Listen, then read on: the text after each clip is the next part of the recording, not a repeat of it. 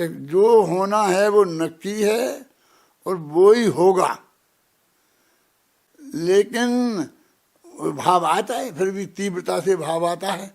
ज्ञानी धर्मात्मा जीवों को भी आता है, इस जगत में कुछ ऐसा अन्य गलत होते दिखाई देता है तो उन्हें विकल्प आता है, बोलते भी हैं, करने के लिए भी दौड़ते हैं, किन्ने भी आता है। देखो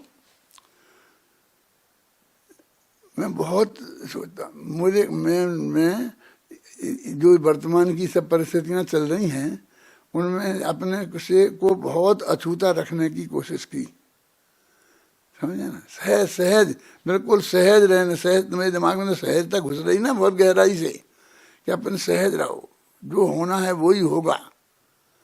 फिर भी मैं सोचते सोचते आज मुझे भाव आया वीर सागर कि भी ज्ञानी की भूमिका में भी ऐसा भाव तो आता है, ये कहने का एकदम ऐसा होता दिखाई दे तो ऐसा भाव आए बिना रहता नहीं है। मेरे को भी बहुत तीव्रता से ये भाव आ रहा है और मैं उस विकल्प को रोक नहीं पा रहा हूँ, इसलिए मैं वो कहता हूँ। श्रद्धा में कोई फर्क नहीं है, होना तो वो जो है वो ही होगा। और मैं किसी के कहने से नहीं कह रहा हूँ, किसी से मैंने सलाह मशवरा नहीं किया है, किसी से मैंने पूछा नहीं है। और अभी प्रवचन करने के शुरू करने के 15 मिनट पहले ही मेरे को विकल्प आया है विपिन जी। किसी से पूछने का, तुमसे बात करने का, किसी से बात करने का अवसर ही नहीं था, लेकिन बहुत तीव्रता से विकल्प आया है, इसलिए मैं कहता हूँ होना होगा कुछ, कोई वस्तु का स्वरूप उसी तरफ की व्यवस्था होगी। इसलिए मेरे को भाव ये आ रहा है कि यदि इस परिणति को जो जिस दिशा में जा रही है वो नहीं संभली, नहीं सुधरी तो बहुत बड़ी तकलीफ न केवल एक व्यक्ति को बल्कि पूरी मुमुक्षु समाज को हो सकती है, पूरी समाज का बहुत बड़ा नुकसान हो सकता है?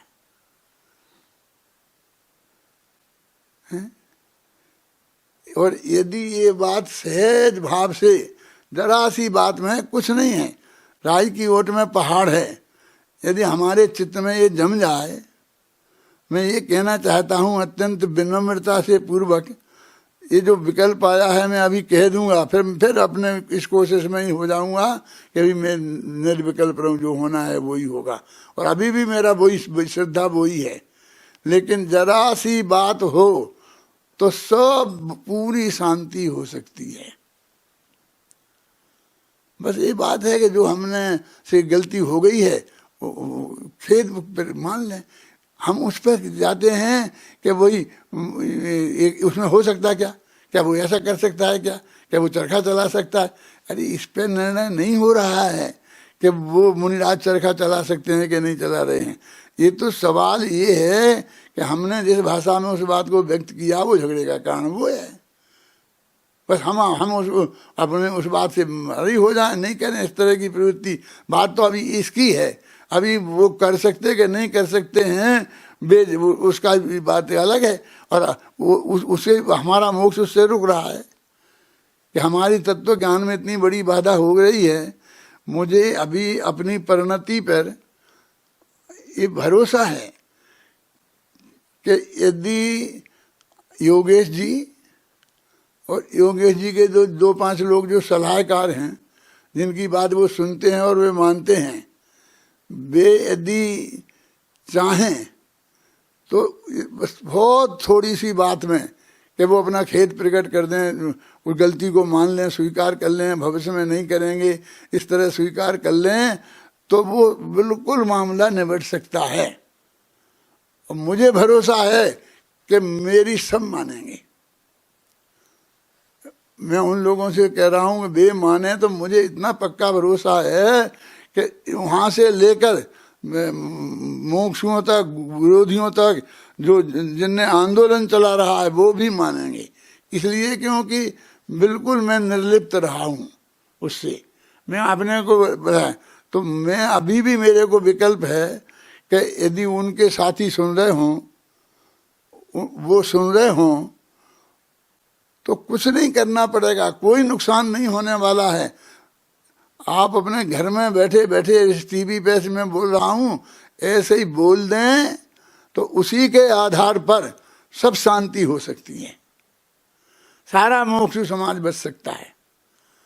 और इतना झगड़ा, सुप्रीम कोर्ट तक जाना, और वहाँ कौन जीतेगा कौन हारेगा, उतने दिनों तक किसको कितनी आकुलता होगी। हम तो मर ही जाएंगे, हम तो निराकुल होकर नहीं जा पाएंगे ना इस भव से।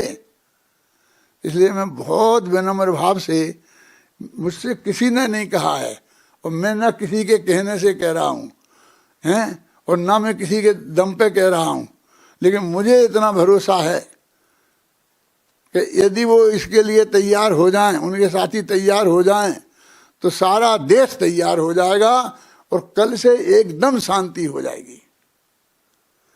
इसलिए मैं बहुत विनम्र भाव से ये अपील करना चाहता हूँ योगेश जी से भी, भैया तुम हमारे बच्चे हो, तुम हमारे विद्यार्थी हो, तुमने इतना ज्ञान अर्जित किया है, इतना लाभ लिया है, तुम अपने गांधी जी इतने दिनों तक जिंदा रहे थे तो भी कुछ समाज का को कुछ कर पाए।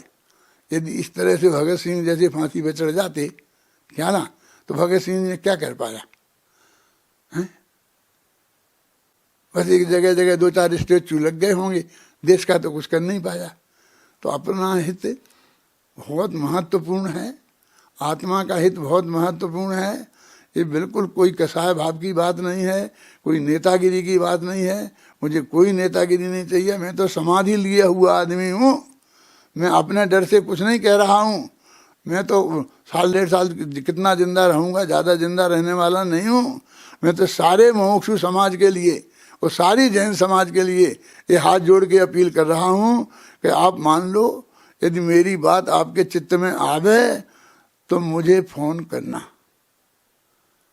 मैं इस काम को निपटा दूंगा। मुझे पक्का भरोसा है, बहुत सहजता से इतने लंबे जाना, हाई कोर्ट में, सुप्रीम कोर्ट में, भ्रष्ट वकीलों को लाखों रुपया 1-1 घंटे के देकर और इसमें सब उलझना, और वर्षों तक सबके चित्त में कितनी आकुलता रहे। सुनील जी, ये कितनी आकुलता रहे, ये बहुत अच्छा काम नहीं है, बहुत दुख की बात है। मैं अत्यंत पवित्र भाव से, बिना किसी नेतागिरी के किस चक्कर के, मैं बहुत अत्यंत पवित्र भाव से ये हाथ जोड़ के अपील कर रहा हूँ कि यदि आप मेरी बात पर ध्यान दो तो ये मुमुक्षु समाज बहुत संकट से बच सकता है। और मैंने ये गले से आने के बाद मैं ये बोल रहा हूँ, क्यों कि मुझे अंदर से एक इतनी तीव्र विकल्प है। तो मैंने वो पढ़ा था कि कोई ऐसा तीव्र विकल्प जब आता है कि कोई गुरुदेव जैसा महापुरुष मान लो हमको प्रेरित कर रहा है कि तुम चुप क्यों बैठे हो, अपने भाव व्यक्त करो, और शायद इससे होना हो और ये काम हो जाए, तो फिर बाद में मुझे खुद को पछतावा नहीं रहे कि मैंने अपनी हाथ नहीं बैठा रहता और एक दफे अपील तो कर देता। जो मानते तो मानते, नहीं मानते नहीं मानते, होना तो वही है जो होना है, होगा तो वही, सहज भाव है।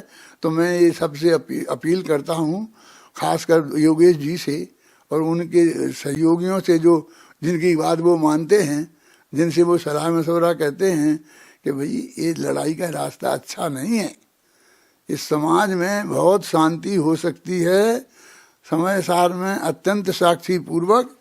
और मैं पूज्य गुरुदेव श्री की साक्षी पूर्वक ये बात कह रहा हूँ कि सबके हित की भावना से ही मैं ये बात कहने का मुझे विकल्प आया है। आप सब लोग गंभीरता से विचार करें, और यदि कोई आदमी उनको ये बात समझा सकता है तो उनमें मेरे सहयोग की कोई ज़रूरत होगी तो मैं तो ऐसी प्रतिज्ञा जैसी लिए हुए हूँ कि मैं बिल्कुल एक शब्द बोलूँगा नहीं, सोचूंगा नहीं, ऐसा समाधि लिए हुए हूँ। लेकिन फिर भी मैं वो समझ लो प्रतिज्ञा तोड़ूंगा, और कुछ करने की ज़रूरत पड़ेगी तो मैं करूँगा। इसलिए मैं आप सबसे ये बात कहना चाहता हूँ कि जो भी आदमी इसमें सहयोग कर सके और उनके मानस को तैयार कर सके तो ये काम करे। हाथ से मौका निकल जाएगा, फिर अभी मौका है, जो कुछ होगा वो 1-2 दिन में ही हो जाएगा। इसलिए मैं अत्यंत आग्रह पूर्वक निवेदन कर रहा हूँ। नाम तो लेके मैं योगेश का ले ही रहा हूँ, और बाकी मुझे लोग सचमुच पता नहीं है कि कौन लोग उनके साथ हैं, कौन लोग की बात वो मानते हैं, कि किससे सलाह करते हैं। मुझे सचमुच कुछ पता नहीं है, क्योंकि मैं अरुचि बताता रहा हूँ, तो इसलिए लोग मुझे बताते नहीं। मुझे इस बात की बहुत खुशी थी कि अभी तक मेरे से एक आदमी ने नहीं कहा, एक आदमी ने मुझे फ़ोन नहीं किया, एक आदमी ने मेरे से कोई ना सलाह मांगी, ना मेरे से सहयोग मांगा, ना कि मैं क्यों नहीं बोल रहा हूँ, किसी ने कुछ नहीं कहा। मुझे बहुत शांति थी इस बात की, कभी मेरी समाधि में कोई दिक्कत नहीं आई, लेकिन आज अपने आप ही हो गया। और मैं इसलिए मैंने अब किसी को बताए बिना ये आप सबसे एक साथ पूरी समाज से कह दिया, और मैं इस कर्जे से मुक्त हो रहा हूँ कि मुझको जो पछतावा रहता कि मैं क्यों नहीं, जब मेरे मन में इतनी तीव्रता से आ गई थी बात, तो मैंने क्यों नहीं कही। इसलिए मैं आप सबसे कह रहा हूँ, आप सबके सामने कह रहा हूँ, आप सब तक पहुँचाना मेरी बात को। और यदि ये इसमें हो गया कुछ काम, तो मैं अपने को बहुत भाग्यशाली समझूंगा। मुमुक्षु समाज की सुरक्षा को देखकर सबसे ज़्यादा खतरा मुमुक्षु समाज को है, सबसे ज़्यादा खतरा मेरे विद्यार्थियों को है। बेचारे उनको जाना है, सक्रिय होके गांव-गांव में प्रवचन करना है। अब जहाँ गांव में झेलना तो उनको पड़ेगी। जिस गांव में 10 मुमुक्षु हैं उस गांव वाले को तकलीफ होगी, हैं? हम अपने राजमहल में बैठे हैं, अंदर में ठाट बाट से हमें क्या होना है, उसको कुछ नहीं है। तकलीफ तो सामान्य मोक्षों को होने वाली है, ये उस मोक्ष से बच जाएं, ये मेरी अत्यंत पवित्र भावना है। और मुझे कुछ नहीं चाहिए, ये हो जाए तो बहुत अच्छी बात।